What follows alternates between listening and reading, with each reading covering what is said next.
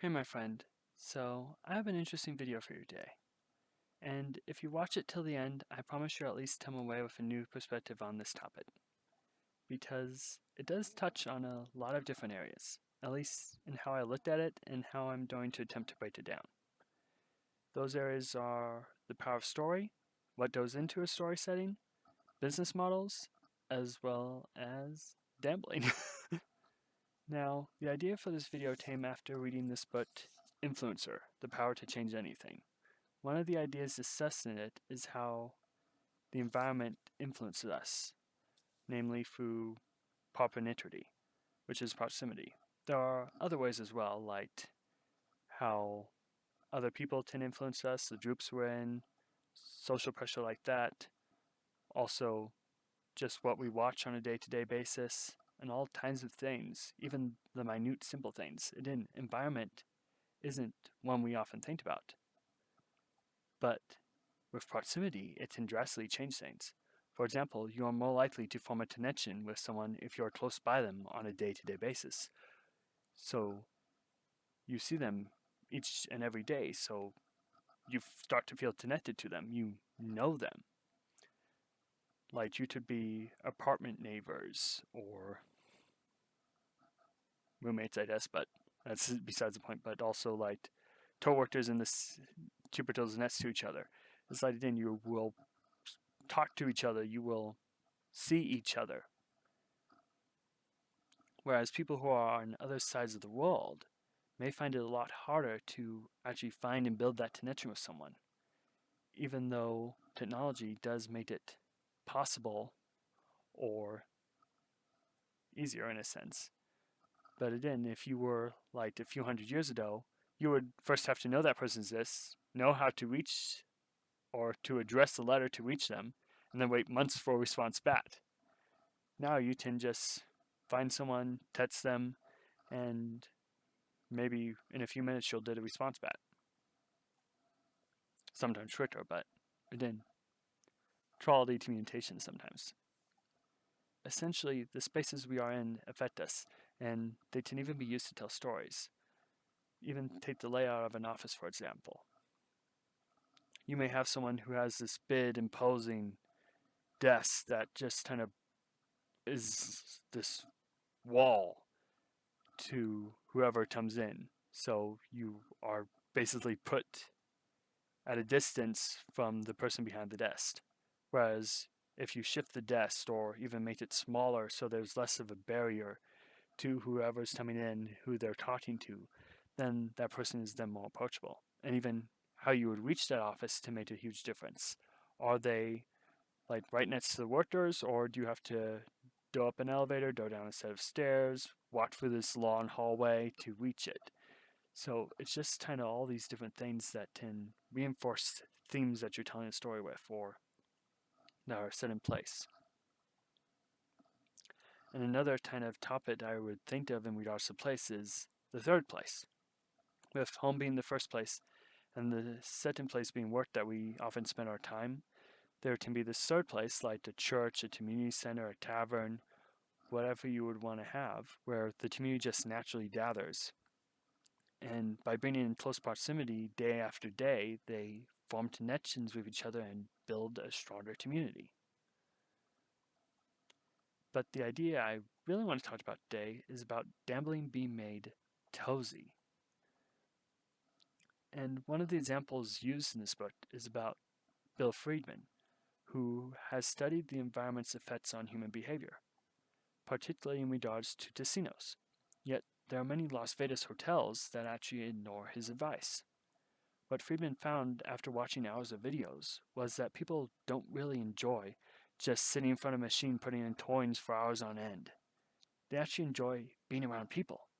So these vast casinos aren't actually making their profits on gambling, but they're making money by competing as hotels with their rooms, their shows, their food, all those kinds of things. But when you bring people in close together or facilitate those meetings, then they are actually more likely to gamble. Talked about peer pressure. As another thing, you can think about how often you see those poker room games in the back room on TV, or you to just probably think of the dogs playing poker. But there must be a reason for it. As it's generally a small, cozy room with one or two tables, it's not an astonishing or even splendid venue. It's just brought a group of people close together. Unless you have these whole operations running on just that experience, there may be a business in the front, but it's the back room that's raking it in. Needless to say, being able to bring in that kind of experience to potentially thousands or millions of people to be a great source of revenue, which is probably why so many video game companies have attempted some sort of loot box mechanic. It seems like it's a guaranteed win, but the thing is, it's not just about the gambling, it's about the connection that comes first, which is likely why so many of those attempts face massive backlash. The connection isn't always there for what they are putting in the box. Or, how should I say this? There may be a connection there, but they're also treating the experience as a hotel, and rather than, so they're trying to make the money with the gambling, but all their features are built on the hotel in a sense, where it's the food, the rooms, the shows, the spectacle, the gameplay, all those kinds of things, without much, and just having the gambling being this extra side piece that will hopefully support it all, at least in my view at this point. Or it's necessary to enjoy it in a sense, where it's all the power is associated with the randomness of the loot box, so that you'd have to spend in the gambling to get to enjoy anything else.